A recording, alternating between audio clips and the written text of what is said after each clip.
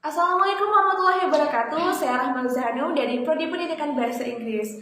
Nah, pada video kali ini saya akan menjelaskan apa sih itu data dan apa saja sih pembagian-pembagian dari data. Nah, data merupakan informasi awal yang bersifat angka maupun catatan-catatan khusus yang menggambarkan suatu keadaan atau situasi dan memerlukan analisis sebagai bentuk dalam pembuktian suatu fakta. Nah, untuk pembagian data itu sendiri terbagi menjadi berdasarkan sifatnya, berdasarkan pengukurannya, serta berdasarkan sumber atau cara perolehannya. Nah, untuk data yang berdasarkan sifatnya itu terbagi menjadi dua. Ada data kuantitatif dan ada data kualitatif. Apa sih perbedaan di antara keduanya?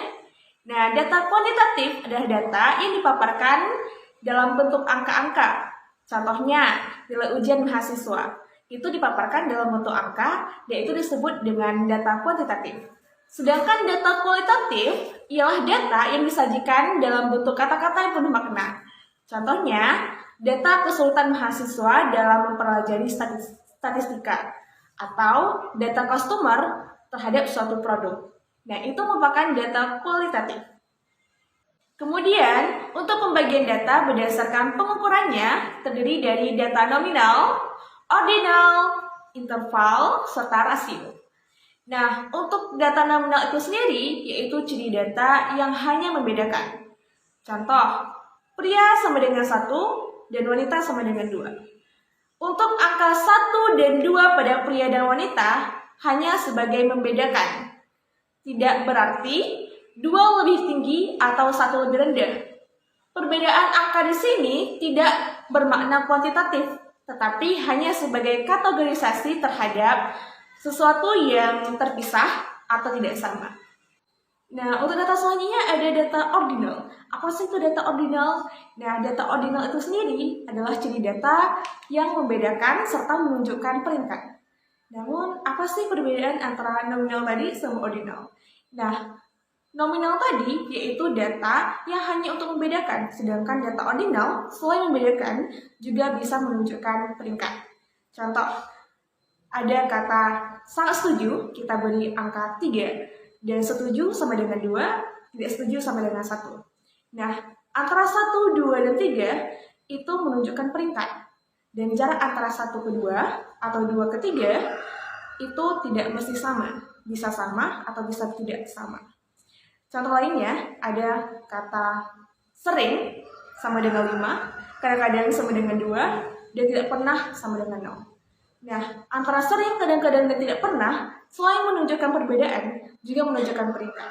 Biasanya hal ini dilakukan dalam kegiatan angket. Nah, kemudian untuk data selanjutnya ada data interval. Apa sih data interval? Nah, data interval itu sendiri yaitu data yang membedakan, menunjukkan peringkat, serta berjarak sama. Contohnya nih, ada suhu 30 derajat, 35 derajat, dan 40 derajat.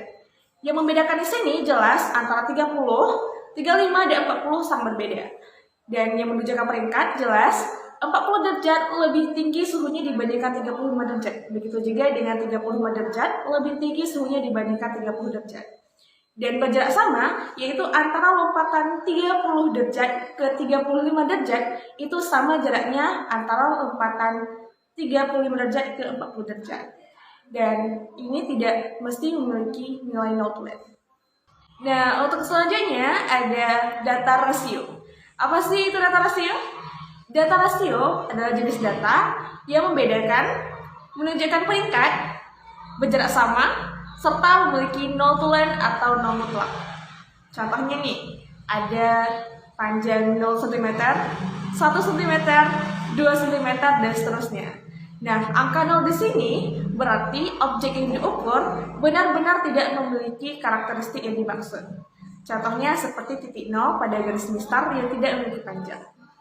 Nah, jadi yang tadi nominal hanya untuk membedakan, kemudian ordinal selain membedakan memiliki peringkat, kemudian interval membedakan, menunjukkan peringkat, serta berjarak sama. Dan terakhir, rasio itu keseluruhan antara dapat membedakan, menunjukkan peringkat, berjarak sama, serta memiliki notulen atau nol mutlak. Untuk lebih jelasnya, mari kita lihat tabel sebagai pengingat. Nah, di sini jelas antara nominal yang hanya untuk menjadi sebagai perbedaan, kemudian ada ordinal untuk membedakan serta menunjukkan peringkat, kemudian ada interval selain membedakan, menunjukkan peringkat juga memiliki jarak yang sama, dan terakhir ada rasio selain membedakan, menunjukkan peringkat, berjarak sama, serta memiliki nol tulen atau nol mutlak. Nah, yang terakhir ada pembagian data berdasarkan sumber atau cara perolahannya. Berdasarkan sumber atau cara perolahannya, data terbagi menjadi dua, yaitu ada data primer dan ada data sekunder. Apa sih perbedaan keduanya? Nah, untuk data primer itu sendiri, yaitu data yang didapatkan secara langsung dari objek penelitian oleh peneliti. Contohnya, melakukan wawancara secara langsung kepada siswa. Itu merupakan salah satu contoh dari data primer.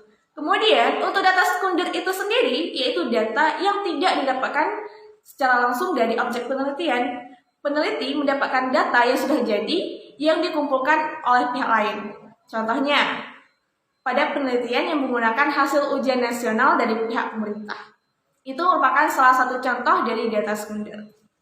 Nah, itu dia penjelasan dari data menurut statistik pendidikan serta pembagian-pembagian dari data tersebut. Semoga bermanfaat untuk kita semua. Terima kasih atas segala perhatiannya dan mohon maaf sebesar-besarnya dari apa kekurangan saya. Maklumlah, saya juga masih dalam proses pembelajaran. Terima kasih untuk kita semua. Wassalamualaikum warahmatullahi wabarakatuh.